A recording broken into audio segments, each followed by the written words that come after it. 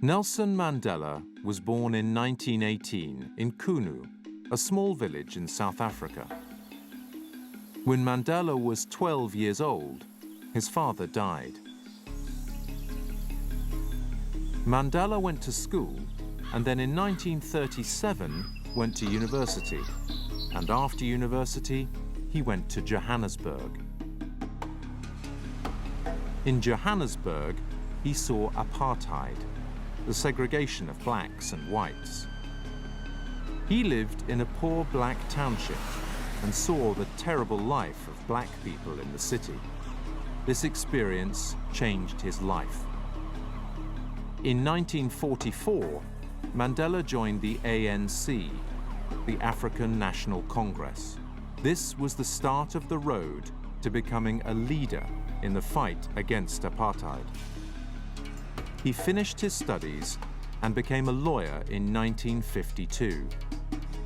He was more and more active in the fight against apartheid. And in 1962, the government put Mandela in prison. He spent 27 years in prison. While Mandela was in prison, the fight against apartheid continued, and people around the world called for Mandela's release. Finally, the president of South Africa, F.W. de Klerk, decided to release Mandela. I wish to put it plainly that the government has taken a firm decision to release Mr. Mandela unconditionally. Mandela finally left prison in February 1990. There's Mr. Mandela, Mr. Nelson Mandela, a free man taking his first steps into a new South Africa. But peace didn't come easily. It was a dangerous time. Mandela called for peace, but not everybody wanted peace.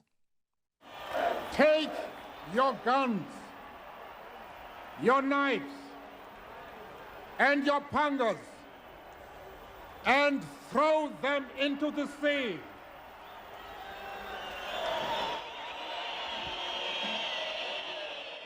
I said, if I am your leader, you have to listen to me.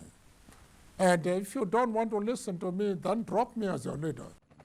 4 years after Mandela left prison, there were elections for president. For the first time, blacks voted in a free election. People can't believe it when you say, hey, I'm free. I'm free and you're walking tall. And on May the 10th, 1994, Nelson Mandela became president of South Africa. I, Nelson Rolihlahla Mandela, do hereby swear to be faithful to the Republic of South Africa. In his 5 years as president, Mandela worked to bring peace between blacks and whites. Then, in 1999, he retired, but he didn't stop working. For the next 5 years, he traveled around the world and raised money for children, education, and medical research. Not long before his death, he visited the family grave. He said that when he died, he wanted to be buried in Kunu, his childhood home.